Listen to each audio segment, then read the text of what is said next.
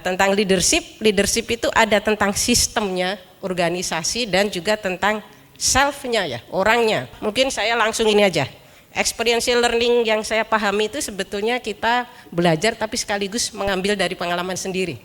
Karena itu lebih mudah. Misalnya ibu bapak pertama kali melihat saya di sini, saya belum ngomong saja ibu bapak itu sudah punya sesuatu gitu ya.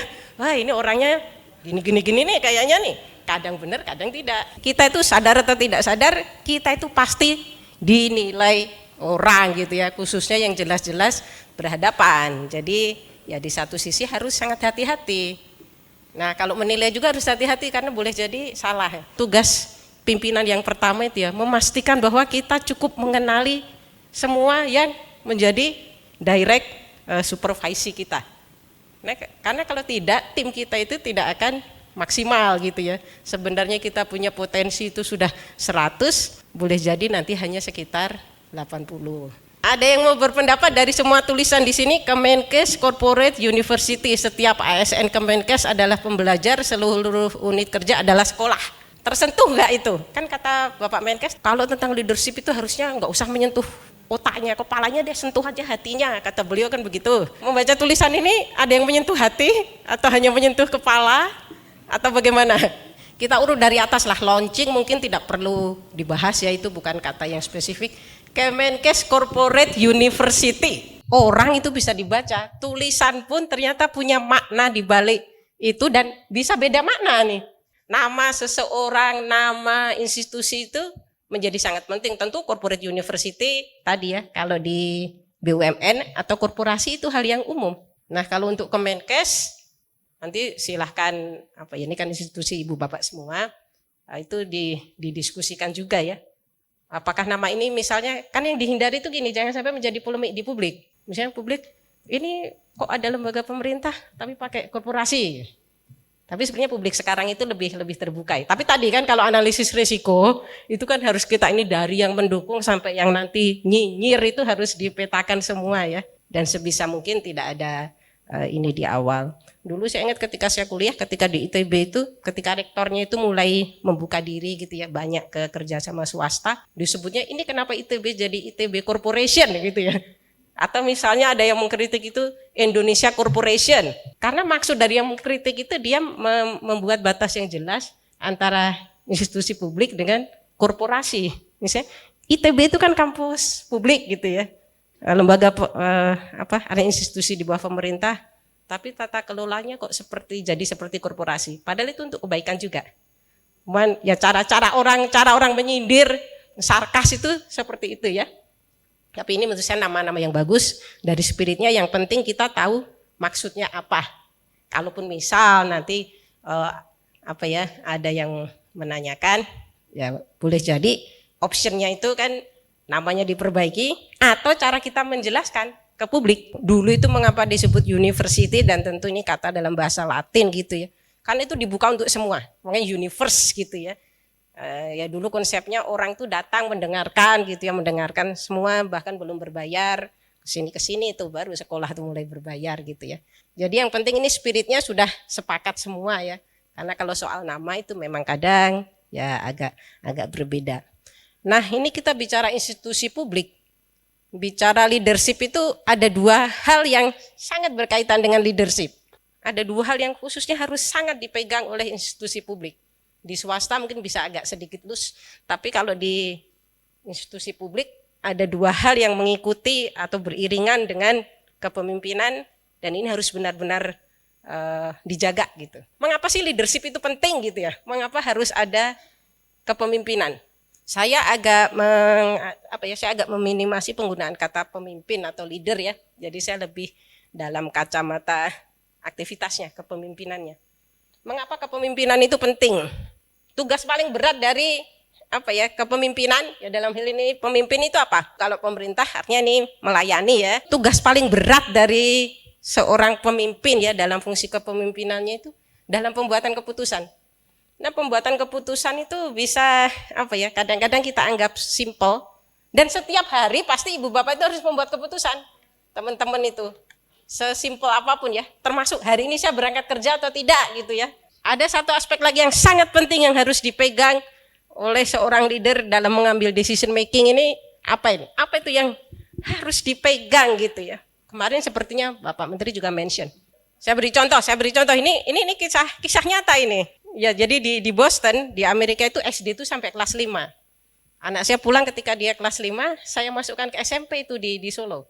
Nah, pulang dari Amerika kami ke Solo ya, dia masuk SMP di Solo. Tahun kedua itu saya ditagih oleh sekolah, Bu, ini penyetaraan ijazah anak Ibu ada atau tidak? Namanya anak pertama dan satu-satunya ya, saya belum pernah mengurus dan kesalahan saya tidak pernah bertanya. Tidak pernah bertanya itu juga sebuah kesalahan ya, ternyata ada konsekuensinya. Itu pokoknya intinya itu ya, saya sudah konsul ke Dinas Pendidikan di Surakarta, terus naik ke Semarang, terus naik ke Jakarta tuh akhirnya, ke Dikdasmen ya. Dan yang paling fatal itu, dan saya baru sadar itu kesalahan saya, anaknya sih kan enggak tahu menahu ya Bu ya. Tapi kesalahan saya itu, kata waktu di, apa itu namanya, Direktorat Evaluasi atau apa gitu ya namanya. Bu, waktu Ibu pulang, anak Ibu harusnya kelas 6. Kenapa masuk SMP? Ya kan saya sebutkan, anak saya sudah punya ijazah SD, kalau di Amerika SD-nya sampai kelas 5. Lah iya, tapi kan pulang ke Indonesia itu harusnya kelas 6, bukan langsung kelas 1. Terus gimana? Ya nggak bisa disetarakan Bu, kan harus pendidikan 6 tahun, kita tidak bisa tuh menerbitkan surat keterangan gitu yang misalnya bahwa pendidikan ini sudah setara dengan lulus SD gitu. Ya sudahlah, kan ada hal-hal itu yang kita tidak bisa putar ulang ya. Tentu saya minta solusi tuh. Terus opsi saya gimana Bu? Karena kalau tanpa status sudah setara dengan lulus SD, dia tidak bisa ikut ujian SMP. Sebenarnya itu menjadi masalah karena harus daftar untuk UN gitu ya, UN SMP, dan itu harus memasukkan nomor ijazah atau keterangan penyetaraan. Udahlah, terus akhirnya itu sampai harus ke apa itu? Badan Standar Nasional Pendidikan gitu ya. Jadi dapat usulan, dapat arahan, tolong ikut paket A. Kami ikuti. Jadi anak saya itu ikut ujian paket A, dapat ijazah kan, sudah setara SD. Terus kan mau diinput untuk sebagai peserta ujian, ternyata ada masalah lagi. Luar biasa nih birokrasi Indonesia. Saya salut gitu loh, bukan dalam arti negatif. Saya salut dalam arti positif. Kira-kira mengapa masalah lagi? Kan waktu itu anak saya mau ujian itu tahun 2019. Tahun ijazah yang diterima itu ya 2016, 2015, 2014, pokoknya paling telat 2016. Sementara anak saya itu baru ikut ujian aja tahun 2019 itu. Jadi bulan April dapat apa kayak bulan Maret gitulah dapat ijazah paket A-nya.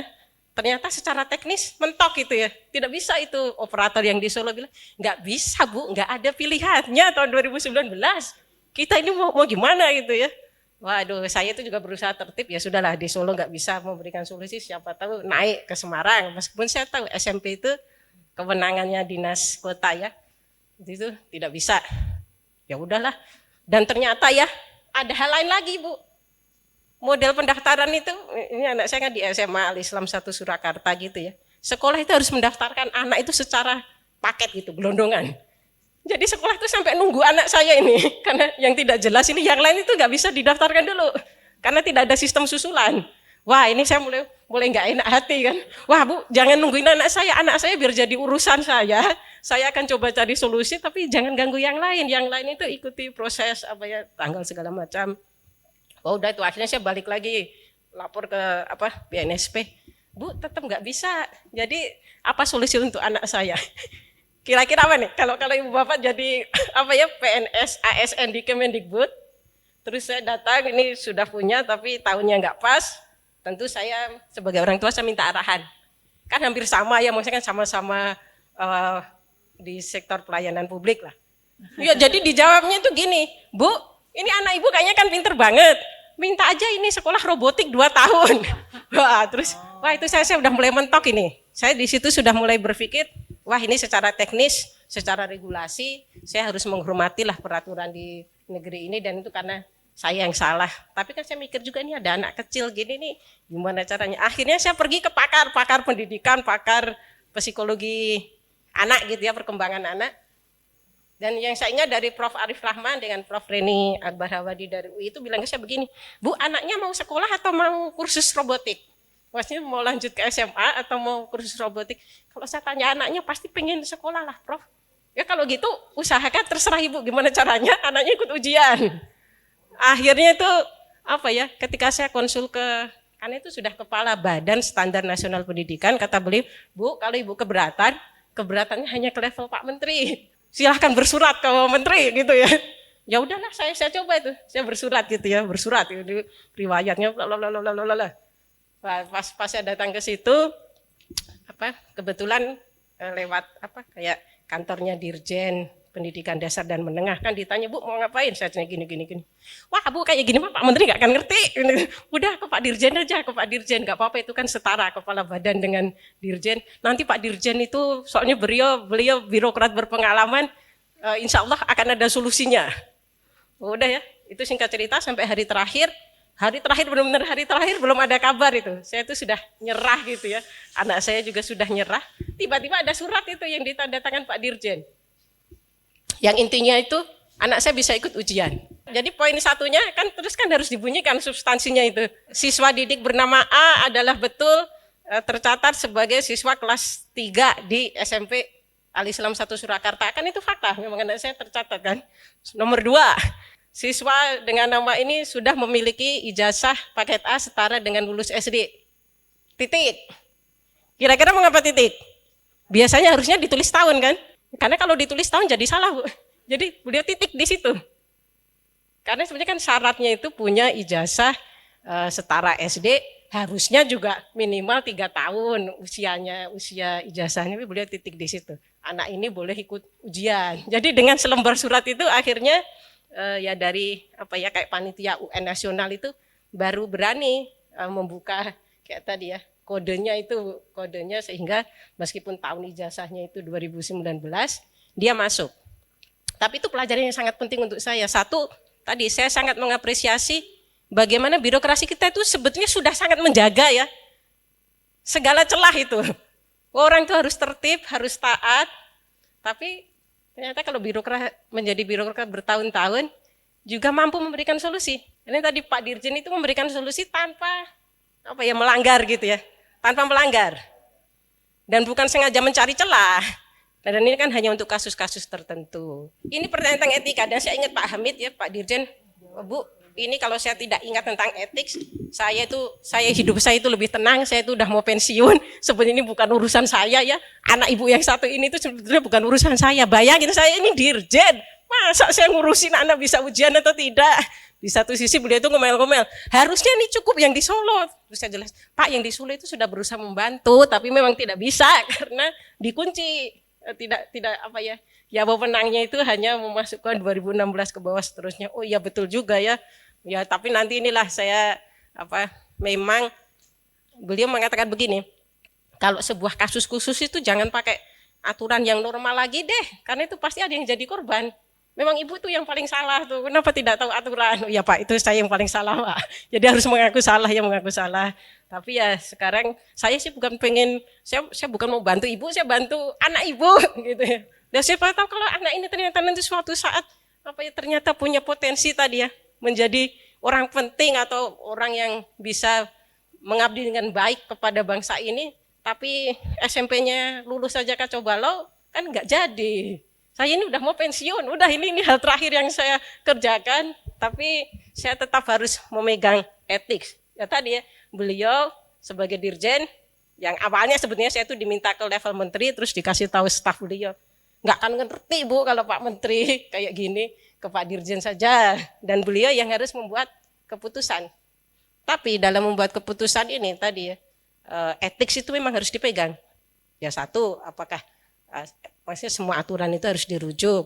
Terus kepentingan jangka panjang, termasuk kepentingan anak kecil ini ya. Ini kan satu orang yang beliau bilang sendiri, sebenarnya ini bukan urusan saya, ini bukan level saya ngurusin kayak gini. Tapi ya sudahlah ibu sudah bersurat, sudah capek-capek ke Jakarta, saya apresiasi juga. Tapi ya hanya saya berikan di hari terakhir supaya ibu belajar juga. Ini prosesnya sekitar 3 bulan dari sejak saya berkirim surat ya sampai akhirnya beliau berkirim suratnya ke Bapak Menteri, tapi terus turun ke beliau sampai diberi keputusan dan betul-betul di hari terakhir. Setiap teman-teman itu sekarang sudah menjadi leader, artinya tugas paling pentingnya itu membuat keputusan, tapi di situ ada hal sangat penting yang harus selalu dipegang. Secara umum leadership itu ada 3 komponen penting. Yang pertama, dia harus mobilisasi resources atau sumber daya ya. Sumber daya itu kalau di kementerian apa saja? Manusia, anggaran, sarpras. Nah itu kalau sebagai leadership termasuk jaringan segala macam ya, itu harus dimobilisasi semua. Apa gunanya diberi SDM, diberi anggaran, tapi kemudian tidak bisa digunakan untuk kebaikan. Yang kedua, dia harus ada real challenge-nya. Yang dihadapi itu apa itu yang mau diselesaikan itu ya. Misalnya tadi ketika saya beri contoh, tujuan saya, real challenge saya bagaimana caranya anak saya bisa ikut ujian. Nah dalam tugas ibu bapak sehari-hari, real challenge itu harus ada. Dokter Else ya, itu cerita tentang bagaimana rumah sakit pendidikan tapi minim penelitian. Itu kan real challenge yang harus dijawab oleh beliau dan tim gitu ya. Mencari cara-cara alternatif supaya 3 fungsi rumah sakit ya, pelayanan, pendidikan, penelitian itu jalan gitu ya. Dan nanti kita akan lebih baik kita itu belajar dari exercise yang benar-benar sudah teman-teman temui di lapangan ya. Dan yang ketiga, jadi tadi resourcesnya ada, tantangannya yang harus diselesaikan atau targetnya atau goalsnya apapun bahasa yang dipakai ya, karena setiap yang membuat konsep tentang leadership itu kadang menggunakan kata yang berbeda padahal maksudnya sama. Mobilisasi resources, ada real challenge. Yang ketiga, dia harus ada progres. Dan tadi misalnya ketika saya beri contoh kecil misalnya tahun ini penelitian di rumah sakit ada 10. Ketika saya diberi tanggung jawab untuk memperbaiki hal itu, setidaknya harus ada peningkatan. Kalau ditanya tahun kemarin berapa? 10. Tahun ini tetap 10. Wah itu kepemimpinannya belum terlihat ya. Nah tadi saya sebutkan juga ya. Kadang-kadang di sebelah kita itu padahal ada expertnya. Cuman kita itu kadang tidak kenal gitu ya. Tidak kenal. Dalam studi psikologi itu, orang paling banyak mengakumulasi pengalaman sebetulnya ya, untuk leadership ya, awal leadership itu usia 18 sampai 22. Kita semua kan sudah melewati usia ini. Jadi akumulasinya pasti sudah banyak, cuma kadang-kadang itu tidak kita anggap penting. Padahal tadi sesimpel yang saya sebutkan Pak Rudi itu minta saya memindahkan, itu di satu sisi artinya saya punya kesalahan. Karena saat ini saya yang diberi wewenang untuk menjadi fasilitator, tapi saya tidak memperhatikan gitu ya. Padahal menjadi pemimpin itu harus ini semua nih, harus memastikan tadi saya mengenali siapa di hadapan saya tahu kebutuhan tiap orang, tidak ada yang terpinggirkan. Ketika masih ada, itu artinya ada kontribusi kesalahan saya, tapi di sisi lain, Pak Rudi melakukan yang disebut namanya informal authority. Yang punya formal authority sebagai fasilitator sekarang kan saya gitu ya.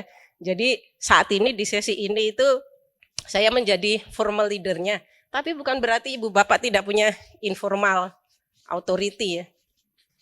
Informal authority itu setiap orang bisa melakukan.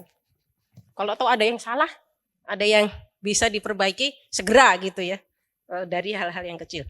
Ketika experiential learning khususnya untuk leadership itu kita belajar justru dari pengalaman kita sendiri ya. Kadang pendekatannya itu disebut case in teaching point. Jadi ternyata memang diskusi itu itu bisa mengubah persepsi kita tentang seseorang dan juga tentang aspek profesionalnya ya, aspek pekerjaannya dan aspek personalnya.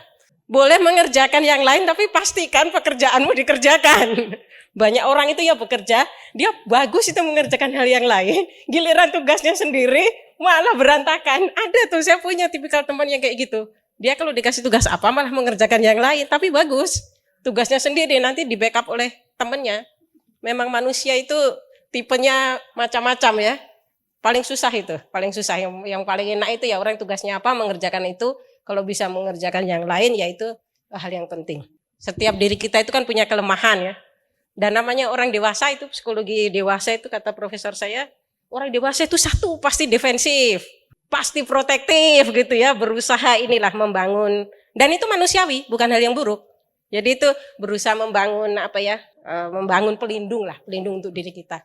Jadi ketika kita itu mulai nyaman, saya punya kelemahan dan nggak apa-apa orang lain tahu gitu ya. Itu sebenarnya itu energi yang besar itu, Bu. Tidak mungkin kita ngomong sesuatu kelemahan kita kecuali kepada orang yang kita percaya. Jadi modal pertama dalam kepemimpinan itu sebetulnya trust itu ya. Jadi kalau ada tim itu harus ada trustnya. Anggotanya punya trust ke pimpinannya, pimpinannya punya trust ke bawahannya. Kalau enggak itu akan selalu ada gap dalam komunikasi. Ya, tapi tadi Bu kalau membangun trust itu boleh jadi malah lebih cepat kalau ngobrolinnya tentang kopi dibanding tentang kerjaan. Kalau ngobrolnya tentang kerjaan itu jadi tidak terbangun itu saling percaya. Karena begitu ngopi segala macam itu terus jadi tadi justru membangun ini hal-hal yang non teknis yang kemarin ditekankan oleh Bapak Menteri ya. Membangun kepercayaan, membuka komunikasi itu kan harus ada caranya, kan tidak mungkin tiba-tiba langsung ngomong hal substantif gitu ya. Sebetulnya kita itu selalu punya opsi nggak usah ngapa-ngapain loh. Kan ada tuh orang ada masalah ya, orang seruangan aja diam aja ngapain kita sibuk sendiri gitu ya. Pernah nggak ada momen gitu? Ini tuh ada masalah tapi semua diem gitu ya. Belum ada yang berinisiatif. Makanya orang yang berinisiatif itu kadang-kadang kami menyebutnya orang kurang kerjaan memang. Orang yang lain itu cukup diem, tenang, udah hidupnya tenang, ini malah cari perkara. Soalnya di Indonesia itu ada istilah orang Jawa Timur, apa itu? Konsultan. Konseng usul, konseng ngelakon itu. Harus menyelesaikan itu. Kalau kamu punya usulan, sekaligus kerjakan. Jadi nanti mending saya tidak punya usulan. Jadi pekerjaan saya tidak nambah gitu ya, tidak diberi tugas tambahan. Ada nggak yang punya anggota tim? Kan ini tadi ya selain trust, yang kedua itu tugas penting seorang pemimpin menciptakan suasana yang aman untuk yang dipimpinnya itu ya. Jadi kalaupun yang dipimpin itu dia berbuat kesalahan, dia tidak ketakutan. Nah pertanyaan saya, ada nggak di tim ibu bapak itu yang modelnya kayak gitu? Orangnya itu pokoknya benar-benar sesuai SOP aja. Dia tugasnya apa, kerjakan itu, tapi kurang inisiatif gitu ya. Padahal sebetulnya jam kerjanya itu apa ya? Maksudnya di jam kerjanya itu dia bisa mengerjakan yang lain. Nah orang kayak gini harus diapain? Nah, dari pengalaman ibu bapak langsung aja, itu kan lebih real ya. Nih punya anggota tim, ya memang bagus, dia mengerjakan tugasnya. Tapi dia tidak mengambil inisiatif lebih. Padahal punya itu kesempatan gitu ya. Boleh jadi ya, misalnya nih sama-sama punya anggota tim seperti itu, tapi yang di sini bingung harus diapain. Ini kan hal yang sangat penting ya. Ternyata intervensi ya pimpinan itu, satu, orangnya bekerja lebih baik. Dua, secara keseluruhan tim ini jadi kerja lebih baik juga. Padahal awalnya kan tadi punya persepsi, gak mau dengan bapak itu ribet orangnya, gak mau dengan ibu ini dia banyak alasan nanti gak ngerjain, jadinya harus aku yang ngerjain gitu ya. Itu kan gemesin juga itu ya, punya apa ya, berada di satu tim berlima, tapi yang kerja sebetulnya dua. Itu sering terjadi. Jadi ini timnya ada 5, selalu itu yang akhirnya ketempuhan nyelesain 2 orang. Dia serba, berarti ini model yang reward and punishment gitu. Kalau ada rewardnya, kalau dia dipromosi, kalau dia di acknowledge, dia akan semangat gitu ya. Coba pahami perilaku tim kita itu, ada yang lebih advance lagi Bu, ada yang lebih advance lagi itu. Seseorang mengerjakan ya sudah selesai, yang mengklaim orang lain itu ya, pas kepemimpinan atau apa, ada yang punya pengalaman seperti itu. Jadi kayak perasaan ini aku yang ngerjain, kenapa jadi yang sampai kepemimpinan dikerjakan oleh yang lain gitu ya. Nah itu artinya sebagai pimpinan jangan sampai tadi ya kita jadi salah data itu, siapa yang mengerjakan, siapa yang dikira mengerjakan. Jadi kalau misalnya ini satu tim ada 10 orang, tapi ada 2 orang yang merasa bukan bagian dari itu ya, merasa tidak dilibatkan dari awal, sehingga dia tidak merasa itu tugasnya. Kadang-kadang salah satu kelemahan kita sebagai pemimpin ya, misalnya memimpin sebuah unit itu, ini 10 orang tim saya itu benar-benar paham atau tidak? Karena kalau ada 2 yang agak lemot gitu ya, dan memang harus diberikan penjelasan lebih, itu boleh jadi dia akan merasa jadi punya ownership tadi ya terhadap tugas itu. Tapi karena dia sendiri tidak paham, kurang paham, ya akhirnya ya mengerjakan seadanya. Banyak yang low performer itu sebetulnya lebih karena dia sendiri tuh belum paham tugas saya sebetulnya apa gitu ya. Dan itu menjadi tugas pimpinan untuk memperjelas itu, karena yang tadi belum saya sebutkan itu sebetulnya kalau fungsi paling penting dari pemimpin itu satu itu D itu direction, O itu order, P itu protection. Jadi kadang ada tambahan, tapi yang paling penting 3 ini. Direction dan order itu harus jelas. Karena kalau misalnya saya memberikan tugas ke teman-teman tapi membingungkan, Hasilnya itu akan jauh lebih baik kalau direction saya itu jelas gitu ya. Ini maksudnya apa sih? Itu harus disampaikan dengan jelas. Kalau ada tim itu yang belum jelas, harus diperjelas dulu. Harus dipastikan bahwa tim itu memahami gitu ya. Bukan hanya kita asumsikan, pasti paham lah. Dan fungsi yang P yang ketiga ini juga sangat penting, protection. Karena tadi ya ketika ada anggota itu ibaratnya dia berpikir pimpinan saya itu akan pasang badan untuk saya gitu ya. Sehingga dia akan lebih berani untuk berinisiatif, berinovasi. Boleh jadi dia akan banyak melakukan kesalahan. Karena yang lebih banyak berinisiatif punya resiko lebih tinggi untuk melakukan kesalahan, itu pasti. Tapi dia juga punya peluang untuk membuat banyak perbaikan. Jadi untuk membuat perbaikan itu pertama pasti akan banyak kesalahan dulu. Dari situ belajar, baru akhirnya itu membawa manfaat untuk seluruh tim dan untuk tugasnya, untuk masyarakat dan seterusnya. Karena ini kan memang ada dua pandangan ya, ada yang satu yang bilang harus linier gitu ya. Sehingga kita menjadi sangat expert di bidang itu karena selalu mengerjakan hal yang sama, hanya kompleksitasnya naik. Ya misalnya kalau kalau insinyur itu pertama dia berkarir jadi insinyur, terus nanti jadi manajer, jadi senior, jadi direktur kayak gitulah. Tapi tetap di bidang yang sama gitu ya. Kerja A, B, C, D dan selalu gonta-ganti. Biasanya kalau orang ini melamar pekerjaan, itu tergantung yang merekrut. Yang merekrut ini pemegang mazhab bahwa orang kalau belajar macam-macam, dia akan lebih adaptif, lebih cepat belajar, atau mencari, yang saya cari itu yang expert gitu, bukan yang loncat. Dan itu sama-sama punya bukti keberhasilan ya.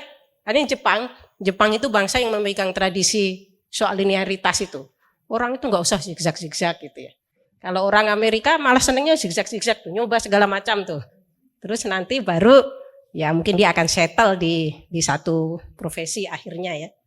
Jadi, kalau sebagai pimpinan nih kan tadi ya, atau pengalaman ibu bapak sendiri, itu lebih senang mengalami rotasi atau udahlah di satu bagian aja, misalnya bagian komunikasi terus, tapi semakin excel, semakin bagus gitu ya. Kan bagaimana orang itu bisa perform lebih baik ketika pertama dia harus merasa nyaman. Kalau nyaman saja tidak, bagaimana dia bisa bisa perform. Teman-teman kan ini peserta ada 31 gitu ya. Itu bertanya-tanya nggak sih, kok saya yang terpilih ya? Emangnya saya the best gitu di Kemenkes? Pasti kan ada seleksinya, entah yang mengusulkan pimpinan, entah itu yang mengetik dapat wangsit, itu saya tidak tahu. Tapi nih teman-teman ketika dapat penugasan gitu ya, untuk datang ke sini, maksudnya yang dipikirkan pertama kali impresinya apa sih? Wah ini berarti saya terseleksi nih, saya termasuk ini yang di radar gitu ya, di radar yang berpotensial, punya talenta menjadi pemimpin. Atau memang ini sudah saatnya wis wayahe gitu ya. Kalau why me-nya itu terjawab gitu ya, itu juga memberikan energi lebih gitu. Memberikan bahwa memang saya layak di sini. Ini bukan karena salah ketik gitu ya. Bukan karena pimpinan saya diminta pimpinannya yang lebih tinggi terus ngitung kancing gitu kan, enggak gitu ya. Bahwa teman-teman di sini itu betul-betul karena diseleksi gitu ya. Sistem seleksinya seperti apa itu yang saya tidak tahu. Ada sebagian misteri di dunia itu yang memang tidak perlu terjawab. Yang penting kita jalani gitu ya. Loh, katanya itu ada sebagian misteri di dunia itu, ya kalau terungkap jawabannya malah jadi nggak menarik lagi gitu ya. Tidak semua pertanyaan itu harus ada jawaban. Kalau semua ada jawabannya jadi tidak menarik lagi. Tapi saya percaya teman-teman itu memang terpilih. Nah, saya mau berbagi sedikit ya tentang salah satu framework yang dipakai dalam memahami leadership, di bahan modul 1, 2, 3, 4, itu juga bagus, tapi saya tidak belajar secara spesifik tentang yang di modul. Yang saya belajar secara langsung, itu dikembangkan oleh seorang psikiater. Ketika saya sebutkan psikiater, kira-kira apa bedanya kalau konsep leadership itu dikembangkan oleh seorang psikiater dengan kalau background-nya misalnya ilmu politik atau di administrasi bisnis, karena kebanyakan buku-buku tentang leadership itu yang nulis background-nya ya, kalau bukan political science, pengusaha, business administration. Nah, kalau saya mengambilnya itu yang psikiater, psikologi, pokoknya yang seperti itu. Kira-kira apa beda pendekatannya? Nah, ini tuh dikembangkan oleh seorang profesor namanya Profesor Ronald Heifetz ya, beliau psikiater, tapi juga policy analyst dan juga pemain cello. Musician profesional, pemain cello, bahkan belajar cellonya itu ke seorang master gitu ya, ke seorang cellist, master cellist yang lain. Dia cerita waktu dia umur 17, siapa itu adiknya Presiden Kennedy, Robert Kennedy itu kan ditembak ya di Los Angeles. Dia itu lagi jadi mahasiswa yang ya pokoknya jadi kayak relawan gitulah. Katanya itu apa ya, konsep pertama yang terpenting tentang leadership beliau pahami di situ, di momen itu ya, bahwa memimpin itu risikonya sangat tinggi, termasuk ditembak ya. Robert Kennedy itu sedang kampanye gitu, mau jadi presiden, setelah kakaknya pun ditembak kan itu ya. Presiden Kennedy itu ditembak, Robert Kennedy juga ditembak lagi kampanye. Jadi sejak itu katanya beliau punya ketertarikan ya tadi ya ke psikiatri, kemudian lanjut ke tentang, tapi dikaitkan dengan kepemimpinan. Nah itu dibedakan dua ya, sistem dengan self. Kalau self memang tadi tentang orangnya ya, misalnya mengapa ada orang yang suka repot sendiri, merepotkan sendiri, nambah kerjaan, padahal kalaupun dia diam juga nggak apa-apa, itu self. Kalau yang sistem tentang organisasinya, tadi misalnya ini organisasi sudah ada tupoksinya gini, tapi kadang ada goal yang tidak bisa jalan 100% itu, ada sesuatu di sistemnya itu. Nah karena beliau seorang dokter, seorang psikiater, ya jadi aspek yang atas itu, diagnosisnya itu kata beliau harus dibenerin dulu. Banyak masalah di dunia itu tidak betul-betul selesai karena diagnosisnya kecepatan gitu ya. Tolong lihatnya kecepatan, tadi tidak cukup sabar, tidak mengalokasikan waktu lebih banyak untuk benar-benar memahami. Tadi misalnya punya tim kok lucu-lucu gitu ya. Itu kan sebagai pimpinan harus memetakan itu dulu dengan benar. Kalau sudah yakin gitu ya diagnosisnya itu benar, baru dipikirkan alternatifnya ini harus saya apain gitu ya. Saya punya target sekian, misalnya nih corporate university, Pak Menkes punya waktu setahun itu harus apa, nanti kan setiap bulan harus dipecah itu ya. Bulan Oktober targetnya apa, November apa, Desember apa, karena kalau tidak bisa-bisa tidak tercapai. Membedah diri kita itu boleh jadi jauh lebih kompleks daripada membedah organisasi. Jadi saya mengambil ini tuh full 2 semester ya di Kennedy School. Semester pertama belajar tentang sistem, semester kedua itu belajar tentang diri kita sendiri. Diri kita itu dibedah-bedah gitu. Meskipun beliau bilang saya di sini sebagai dosen ya, bukan sebagai psikiater. Tapi kan identitas profesi beliau itu tidak bisa ditarik. Pasti mau tidak mau setiap mahasiswanya diobservasi itu. Karena beliau psikiater. Dan kadang-kadang kami protes. Saya kan tidak sedang menjalani konseling atau apa, ini kita sedang belajar leadership gitu ya. Itu kadang kita itu lupa, kita punya banyak identitas, tapi nanti termasuk saya ketika kuliah itu, beliau marah begini, di sini semua selain saya itu mahasiswa. Bodoh amat kalian jenderal kayak kalian profesor, kalian sekolah di sini artinya kalian mahasiswa saya, yang jadi profesor itu saya. Jangan ada orang lain yang bergaya seperti profesor. Yang paling susah kan kalau memang bawaannya kayak guru tuh ya, bawaan bicara segala macam kayak guru. Tapi itu beliau maksudnya menekankan dalam satu momen itu peran kita boleh jadi berbeda. Kita harus bisa memposisikan diri. Kalau sedang jadi mahasiswa ya jadi mahasiswa, jangan jadi jenderal. Boleh Anda itu jenderal, tapi kalau di dalam kelas Anda mahasiswa gitu, lepaskan itu semua bintang segala macam. Boleh jadi Anda penyanyi atau apa gitu ya. Tapi di kelas itu kenali diri kita itu sebetulnya siapa. Termasuk tadi kan sebetulnya itu kalau dilanjutkan misalnya Pak Rudi ya, itu kalau dibedah atau tadi Ibu Tuti itu mengapa memutuskan untuk membuat intervensi, itu kalau ditelusuri itu ada alasannya itu. Itu tidak tiba-tiba. Ketika kita memutuskan mengambil sebuah tindakan itu bisa ditelusur balik. Dan kadang-kadang itu sesuatu yang sangat fundamental yang menentukan karakteristik kepemimpinan kita. Misalnya nih, harus mengambil sebuah keputusan penting, tapi sudah mentok. Alternatifnya apa itu? Kalau kita sendiri merasa kita sudah mentok ya, tapi kita yang harus mengambil keputusan. Keputusan apapun yang diambil itu kan memang selalu ada risikonya. Tapi yang penting itu dalam mengambil keputusan, jangan pernah start dari satu. Jadi option itu, tadi itu mengapa disebut diagnosis dengan action. Yang actionnya itu, ya misalnya ya minimal dibuat 7 gitu. 1, 3, kenapa nggak di tengah-tengah ya? Ini 1, 2, 3, 4, 5, 6, 7. Kadang-kadang pilihan terbaik itu tidak selalu nomor 7 ya. Biasanya secara natural kita lihat 2 ekstrim gitu kan. Satu ekstrim nomor 1, satu ekstrim nomor 7. Nomor 7 itu dianggap yang terbaik. Padahal kalau dibedah lagi ya, dibedah kayak dokter membedah itu, boleh jadi pilihan nomor 6 itu lebih baik. Tapi kalau nomor 6-nya tidak pernah kita pertimbangkan, yang muncul ya hanya 1 dan 7, jadinya hanya 2. Padahal opsi tengah itu sering kali ya bukan tengah yang benar-benar di center. Biasanya itu opsi nomor 5 atau 6 itu masih ada peluang dia sebetulnya yang terbaik. Tidak harus yang nomor 7. Nah, tadi kalau sudah mentok, intinya sebelum mengambil keputusan tetap harus ada pilihan dulu sih dok. Supaya kita tidak, pasti nomor 7 lah. Supaya kita tidak terjebak ke itu ya. Terjebak ke langsung mengambil sebuah keputusan hanya berdasarkan satu opsi atau 2 opsi. Sebisa mungkin ya 5, 6, 7 gitu ya. Terus baru mulai dicoretin, yang ini kelemahannya ini, yang ini. Salah satu menteri itu ya, dan saya pernah berbicara langsung ke beliau. Beliau pernah, inilah kasus KPK gitu ya, sekarang sih sudah bebas. Ya menurut beliau dan keyakinan banyak orang, beliau sih tidak pernah memperkaya diri sendiri, tapi orang lain jadi kaya karena tanda tangan beliau. Itu tidak beliau nikmati, dan ya dalam tanda kutip kesalahan beliau, namanya juga dosen, segala dicatat. Begitu itu jadi barang bukti kan. Loh kan bener ini, kamu ini bikin si A jadi kaya, si B jadi ini. Itu yang dipanggil kan pasti para auditor gitu. Kok bisa agak ketahuan kayak gini, lepas. Jadi itu sepertinya, nah kalau tugas jadi auditor berarti mending dicatat atau mending nggak dicatat Pak. Karena nanti catatan itu mengandung resiko juga ya kan tadi. Ketika ada catatannya itu jadi barang bukti.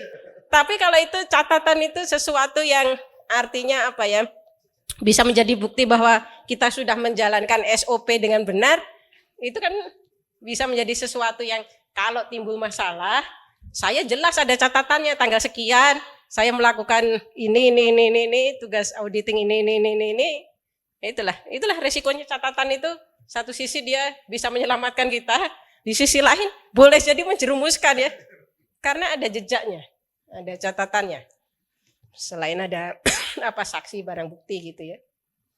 Kalau berkaitan dengan hidup matinya seseorang itu saya setuju, resiko itu menjadi pertimbangan pertama. Kalau di bisnis pertimbangan pertama itu selalu peluang Pak. Jadi misalnya nih ada sebuah pilihan resikonya 95%, peluangnya 5%. Kalau bisnismen akan dijalani itu selama masih ada peluang. Nanti resikonya saya mitigasi itu sedikit-sedikit, tapi ini peluang ini tidak boleh hilang. Jadi ini memang salah satu hal yang kontras ya. Artinya kalau di pelayanan publik, kita kan ada aturan, regulasi segala macam yang harus diikuti, yang kita itu justru tidak boleh melihat celah segala macam ya. Kalau pendekatan bisnis itu sedikit berbeda. Selama itu tidak dilarang, akhirnya masih boleh saya kerjakan. Nanti kalau dipermasalahkan, dipikirkan nanti. Iya, memang bisnismen itu risk taker. Saya pernah dengar ya, ketika MOU setelah tsunami, karena setelah tsunami itu saya kerja 2 tahun di Aceh. Jadi saya tidak pernah merencanakan hidup saya untuk selalu berada dalam situasi krisis. Tapi tadi pas kerja pertama dikirimnya ke Papua gitu ya. Terus saya sekolah ngambil biologi kelautan gitu. Setelah itu ada tsunami, terus kata teman saya, lu bantuin gue deh ini di Aceh nih untuk rekonstruksi, rehabilitasi, tambak udang segala macam. Nah itu saya berangkat ke sana, dan itu kan momen ketika ada MOU antara GAM dengan pemerintah Indonesia gitu ya. Saya justru kenal cukup dekatnya dengan salah satu delegasi yang ikut GAM ke Helsinki, ke Finlandia. Jadi itu kata dia ya, Mbak Naim itu hari Jumat nih, kedua tim ini yang dari Indonesia dengan GAM ditempatkan di rumah yang sama. Yang GAM diletakkan di lantai 2, jadi bisa ngintip itu yang di bawah ngapain aja gitu ya. Jadi dia tuh lihat, kita tuh lihat itu orang Indonesia tuh panik gini-gini nih, mau taken atau enggak. Pokoknya hari itu harus diputuskan, kalau taken ya taken, kalau enggak ya enggak. Nah itu kan mau Jumatan. Orang Aceh, orang GAM pada mau Jumatan, udahlah ini enggak akan tercapai kesepakatan. Terus akhirnya tapi bukan ketua delegasi, namanya apa ya? Ya anggap aja ketua delegasi lah. Ketua delegasi pemerintah Indonesia itu kan Pak Hamid Awaludin ya, orang Makassar. memang seorang negosiator ulung. Menurut riwayat teman saya ini ya, ini boleh jadi sahih, boleh jadi tidak kan, baru satu sisi. Menurut riwayat teman saya, Pak Hamid Awaludin itu sempat kontak Presiden SBY, karena waktu itu presidennya kan Presiden SBY. Presiden SBY kan pasti sangat hati-hati itu ya, beliau kan sangat hati-hati itu. Jadi belum memberi keputusan. Terus Pak Hamid Awaludin kan sama-sama orang Makassar tuh, gitu, Dr. Andi dengan Wakil Presiden ya, Yusuf Kala. Jadi minta arahan ke Pak Wapres lah, ini gimana nih? Tanda tangan dulu aja, nanti kalau ada masalah, itu kita pikirkan nanti. Yang penting sekarang selesai dulu. Dan karena ini public sector tentu tidak boleh hanya berdasar lisan ya. Jadi itu benar ada fax, faksimil gitu ya, di pesan dikirim bahwa itu Ketua Delegasi Indonesia Pak Hamid Awaludin itu boleh tanda tangan. Bayangkan itu hal yang genting loh itu ya. Antara ini pasca tsunami, 8 bulan setelah tsunami lah itu bulan Agustus 2005, ini tanda tangan atau tidak nih? Kita mau berlama-lama apa istilahnya itu chaotic atau mau settle? Dan menurut saya keputusan Pak JK itu keputusan yang baik untuk momen saat itu dan hasil setelahnya ya. Tentu setelah itu Pak SBY mengatakan Pak JK mengambil keputusan itu juga seizin saya, gitu. Dan benar lah Wakil Presiden selalu seizin Presiden. Tapi ya itu tadi makanya itu perlu lebih banyak. Tapi intinya kalau untuk kita semua yang penting apa ya, perdamaian itu tercapai. Tapi itu butuh orang yang tadi risk taker, karena beliau pengusaha. Itu sudah terbiasa itu. Wah ini apa ya tadi resikonya ada 90, peluangnya 10, diambil dulu aja deh. Yang penting masalahnya selesai dulu daripada menggantung. Hal pertama yang perlu kita lakukan itu dipetakan dulu nih semua yang terlibat itu seperti apa. Dan dalam adaptive leadership itu disarankan menggunakan diagram lingkaran seperti itu karena jadi tidak hierarkis. Kalau hierarkis itu sudah pasti, misalnya ya, Litbangkes dengan dinas itu secara struktur lebih tinggi Litbangkes kan. Tapi secara di lapangan boleh jadi lebih operasional ini. Nah, artinya dalam adaptive leadership itu kita menghindari melihat sesuatu itu pakai struktur gitu ya, pakai piramid. Mana yang pusat, mana yang daerah, segala macam. Karena itu seringkali membuat kurang lincah. Kalau dalam struktur lingkaran, tadi ya masyarakat punya kepentingan, itu bisa kita petakan lebih baik. Masyarakat itu maunya apa sih? Terus tadi puskesmas maunya apa, kemampuannya apa, itu semua bisa dipetakan dengan lebih detail. Karena secara bidang pendidikan yang kita terima, biasanya ketika kita melihat sesuatu itu dalam kepala kita itu akan ada sebuah struktur gitu. Contoh yang lebih sederhana ya, misalnya inilah mahasiswa demo. Kalau kita melihatnya rektor di paling atas, terus dosen, terus mahasiswa itu kayak powerless ya, kayak tidak punya kekuatan apapun. Namanya juga dia di paling bawah gitu ya, piramida paling bawah. Tapi kalau dilihat secara lingkaran, itu jadi setara aja semua.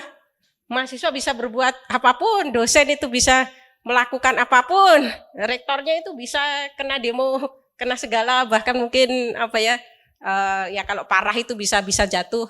Itu memungkinkan hanya kalau kita melihatnya dalam struktur lingkaran. Nah, dalam tugas ibu bapak sehari-hari, masalah yang harus dihadapi sehari-hari, ini pemetaan dalam struktur lingkaran ini menjadi sangat penting ya. Dan sebisa mungkin jangan ada yang terlewat.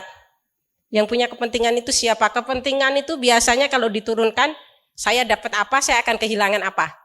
Manusia kan urusannya hanya dua itu. Saya gain apa, saya loss apa gitu ya. Kalau saya banyak gainnya, saya akan mendukung nih gerakan Dr. Anton. Kalau saya nggak untung apa-apa, untuk apa saya bantuin? Tapi orang-orang seperti yang kalau saya tidak untung apa-apa, untuk apa saya bantuin? Itu boleh jadi berubah pikiran. Kalau tahu tengahnya ini sebenarnya apa gitu ya. Orang itu seringkali nggak mau bantu karena tidak paham ini tujuan, purpose, goal, bahkan higher purpose-nya itu apa. Kan tadi manusia punya hati ya, kalau hatinya tersentuh, orang itu akan mau kerja luar biasa gitu ya. Tapi itu memang perlu menyentuh hati. Tadi diajak ngopi, diajak apa lagi itu, yang hobinya sama nyanyi gitu ya. Saya pernah ya bekerja juga lah untuk salah satu pimpinan KL itu ya. Kata teman saya yang staf beliau, karena ini pimpinannya senang sekali nyanyi. Kan saya nanya, Mbak, suara ibu itu bagus enggak? Bagus Mbak, lebih bagus lagi kalau enggak nyanyi. Misalnya saya merasa suara saya bagus, padahal orang lain tidak merasa begitu. Temukan hobi yang lain, jangan memaksakan diri ya. Jangan memaksakan diri. Kasihan orang lain menderita nanti mendengarkan suara kita ya. Yang pertama tentang pentingnya memahami ini. Kemudian tadi kita harus spend waktu lebih banyak untuk diagnosis dulu. Ini termasuk dalam diagnosis ya, memetakan yang berkepentingan itu siapa saja sih. Terus tadi ya pilihan-pilihan, kalau pilihan ini harusnya masuk di level action ya. Di level action itu pilihan saya apa saja, 1, 2, 3, 4, 5, tapi itu pastikan dulu. Diagnosis itu tentu bukan hanya siapa saja yang berkepentingan, tapi ya dalam dunia kesehatan itu, apa ya, dia itu akut atau masalahnya itu masalah yang akut dengan masalah yang kronis. Kan ini bukan hanya di dunia kesehatan ya, banyak masalah sehari-hari itu yang kalau kita petakan itu antara akut atau kronis, cara penanganannya kan juga beda. Kalau hal yang kronis ditangani sebagai hal yang akut atau sebaliknya, biasanya nanti kumat lagi. Tadi yang masalah di unit masing-masing. Tadi apa 3 kata kunci di leadership itu, yang pertama harus ada apa? Mobilisasi resources ya, mobilisasi sumber daya. Yang kedua harus ada masalahnya itu apa itu yang pengen diselesaikan dan harus ada progresnya. Nah ini di sini ada tentang leadership dan authority, ini dari 3 hal ini yang paling penting. Yang kedua kan tadi kalau ini levelnya nasional nih, berarti itu memang Bapak Menkes yang harus turun tangan ya. Artinya membangun komunikasi dengan Menteri Dalam Negeri atau pimpinan KL yang lain. Karena tadi itu tidak bisa ditembus kalau di level di mana itu beririsan tidak dikerjakan. Nah ini biasanya orang yang dianggap misalnya nih secara natural gitu ya, harus milih ketua kelas. Jadi itu ada riset sosialnya ya, dari riset sosialnya ini misalnya apa ya tadi relatif tidak saling mengenal, ketika harus memilih satu pemimpin biasanya secara natural yang dipilih yang pertama yang apa? Biasanya satu tentang senioritas, tapi dalam hal ini karena dikaitkan dengan pengalaman ya, bukan karena alasan tua gitu, enggak. Di Indonesia setidaknya ketika dulu Presiden Megawati apa ya, kan beliau jadi presiden waktu itu melanjutkan Presiden Gus Dur ya, 2004 beliau ikut pemilu, itu kan masih polemik itu. Boleh nggak sih sebetulnya presiden perempuan? Tapi ternyata ya sekarang kita 2023, 2024, 20 tahun kemudian pertanyaan seperti itu tidak ada. Itu yang berubah normanya, aturannya atau manusianya itu. Yang dulu itu kayak apa ya masih pro kontra, sekarang itu relatif ya yang kontra sepertinya masih ada tapi ya sedikit lah sehingga tidak kedengeran. Kalau dulu yang kontra kan banyak. Itu perubahan seperti apa itu? Pemimpin perempuan itu jadi tidak terlalu apa ya diresistensi gitu di publik. Mengapa perempuan itu jadi dianggap mampu? Karena ini juga penting nanti di unit ibu bapak itu ya. Bukan hanya tentang perempuan. Pengalaman, terus akses terhadap apa sehingga itu dianggap bisa setara gitu. Karena pendidikannya, karena pengalamannya. Bayangkan kalau tidak ada akses itu. Artinya begini maksudnya. Perjuangan perempuan untuk apa ya setara dengan laki-laki itu mungkin sudah 1000 tahun lebih. Kalau orang yang melihat 1000 tahun yang lalu, kayak nggak ada gunanya nih, nggak ada yang dengerin segala macam. Tapi selama berisik 1000 tahun ya akhirnya ada hasilnya. Memang itu harus konsisten berisik gitu ya. Konsisten berisik 100 tahun, 200 tahun, 300 tahun. Hasilnya itu kelihatan kalau kita bandingkan dengan 200 tahun yang lalu. Kalau kita bandingkannya itu hanya dengan tahun kemarin, memang tidak terlalu kelihatan. Nah dalam leadership hal itu juga penting. Kadang kita berpikir, alah ini saya kalaupun saya gini nggak akan berubah ini. Tapi kalau orang-orang yang selalu membuat perubahan kecil ini selalu konsisten ada, setelah sekian tahun akan kelihatan itu. Jadi kita harus selalu berpikiran positif ya. Kalau saya punya ide dan ini untuk perbaikan institusi saya, unit saya, harus saya mulai. Karena kalau tidak dimulai, ya jadi lebih telat, lebih lama, karena perubahan itu pasti akan kelihatan. Memang tidak dalam waktu yang pendek, tapi ketika ini continue diteruskan akan kelihatan. Kadang-kadang ini soal perspektif ya. Tadi itu diagram lingkaran yang saya gambarkan, kalau struktur itu kita bicara dinamika kuasa, Bu, power dynamics. Kalau lingkaran itu kita bicara namanya dinamika cara pandang, perspektif dynamics. Kultur itu memang sangat terkait dengan ritme. Orang Indonesia kan punya ritmenya sendiri. Menurut ibu bapak, ritme kerja orang Indonesia itu lebih senang cepat atau lebih senang pelan-pelan gitu. Nah kita kan sudah sama-sama tahu. Jadi itu alon-alon waton kelakon gitu ya. Anggap speednya itu kalau kita hitung di kuantifikasi speednya itu 5 meter per detik gitu ya. Kalaupun dinaikkan jangan langsung 20. Boleh dinaikkan itu sedikit-sedikit gitu. Kan tadi supaya ini tercapai gitu ya. 3 tahun itu kelihatan progresnya gimana. Tapi tetap harus mengikuti ritme ritme organisasi secara keseluruhan. Jadi strateginya itu lebih tadi kan misalnya speednya selama ini 5 kegiatan per minggu. Dinaikkan nanti jadi 7, jadi 10. Karena kalau orang sudah 5 terus dinaikkan 7 dia sanggup, orang biasanya nggak mau lagi tuh ngerjain 5 Bu, jadi terlalu gampang kan. Justru dinaikkan, tapi jangan pernah meloncat. Yang ada orang nggak mau ngerjain. Karena tidak sesuai dengan ritmenya. Orang ritme awalnya 5 pekerjaan dalam seminggu tiba-tiba disuruh ngerjain 15. Ya kan orangnya jadi stres ya. Unitnya itu juga ikut stres gitu ya. Kalau orang-orangnya stres kan unitnya ikut stres itu. Unit sebagai sebuah lembaga ya. Jadi dinaikkan tapi bertahap. Jadi progresnya itu juga akan terlihat. Memang mungkin tidak secepat yang Ibu Zan harapkan. Karena kalau Ibu Zan mungkin termasuk inilah sprinter ya. Jadi pelari yang cepat gitu. Kebanyakan orang Indonesia diajak sprint nggak sanggup, diajak maraton pun nggak sanggup. Jadi inilah kita ajak larinya itu 1 kilo gitu. Jadi kita tahu dari awal bahwa ini kita akan menjalani 1 kilometer, bukan 42 kilo karena yang ada pingsan semua. Dan bukan 100 meter tapi harus kenceng banget larinya gitu ya. Jadi kemampuan tadi ya kalau sebagai pemimpin itu artinya kemampuan untuk mendefinisikan 1 kilonya itu saya isi dengan apa saja nih. Yang tim saya bisa mengerjakan itu. Kalaupun dinaikkan ya dinaikkan sedikit-sedikit gitu ya. Tapi intinya itu jangan sampai justru menjadi tidak produktif. Saya paling senang kalau dibully Pak Menkes itu. Pokoknya dianggap kerjaan kok nggak selesai-selesai, lama banget sih. Pokoknya kan beliau modelnya gemes gitu ya. Tapi tentu saya memahami kalau tidak semua orang begitu.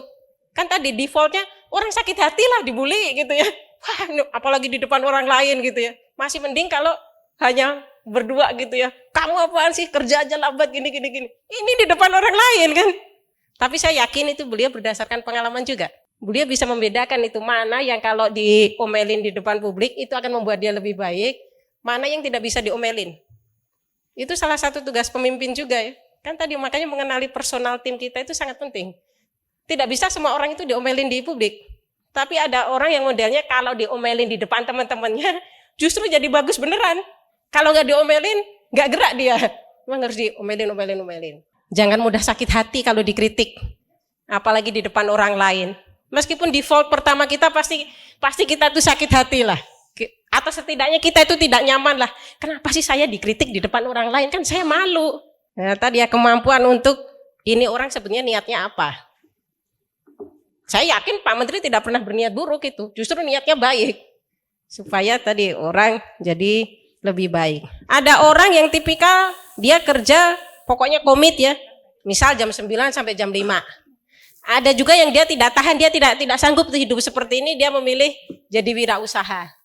Yang paling susah itu ngadepin orang nih, dia kerja jam 9 sampai jam 5, tapi sebetulnya antara 9 sampai 5 itu kadang 2 jam, kadang 3 jam, dia mengerjakan hal lain. Karena itu pasti mengurangi produktivitas atau jam kerjanya. Kan tentu orang ini punya alasan ya, misalnya memang dia punya jiwa wirausaha atau dia punya tanggungan yang banyak. Kan tadi Pak, kita punya tadi ya, di satu sisi kemanusiaan tadi itu ya. Tepos selirot, tenggang rasa. Ketegasan pimpinan itu tetap penting. Itu tidak boleh dibiarkan, 1 karena itu tidak mendidik yang bersangkutan, 2 bisa menginspirasi yang lain itu ya. Begitu 1 dibiarkan, yang lain itu berpikir, saya juga mau nyari inilah sampingan lah apalah, orang pimpinan saya nggak peduli gitu orangnya. Sebetulnya ketika sesuatu itu menjadi tidak beres ya, tadi misalnya entah gagalnya 50%, 70%, setiap diri kita itu pasti berkontribusi. Jadi yang pertama perlu kita hindari itu selalu mengatakan itu salah orang lain. Kalau sebuah tim itu tidak perform 100% dan saya bagian dari tim itu, pasti ada kontribusi saya itu. Mengapa ini tidak bisa 100%? Saya tidak bisa membela diri, saya mah sudah mengerjakan semua pekerjaan saya. Tapi ya dalam case ada teman saya yang kurang perform, sebetulnya salah satu kewajiban saya secara informal untuk membantu. Karena kan masih satu tim. Tapi tentu membantu itu juga ada caranya ya, supaya dia bukan malah makin bergantung tiap, udahlah mending nggak aku kerjakan, nanti kan diberesin itu. Saya punya bagian yang beres-beres. Memang salah satu hal terberat itu Bu, di satu sisi tadi ya Bu ya, kita itu pengen objektif, ini orang memang nggak terlalu perform. Tapi di saat bersamaan sebagai sebagai pimpinan unit itu atau satkernya atau apa, kita harus mengakui dulu, ini berarti saya belum maksimal nih mengedukasi tim saya ini. Sehingga dia yang harusnya bisa menyelesaikan, tidak bisa menyelesaikan. Ya ini lagi-lagi jadi memang perlu kayak heart to heart conversation gitu ya. Tadi lah biasanya orang itu kalau nyaman, dia seperti sebuah keluarga, apalagi untuk konteks Indonesia.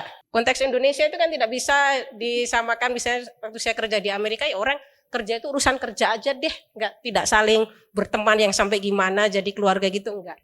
Kalau di Indonesia, teman kerja kita itu, apalagi dalam konteks PNS kan lama gitu ya, itu keluarga kita. Makanya harus hati-hati kalau bicara, karena keluarga kita sendiri.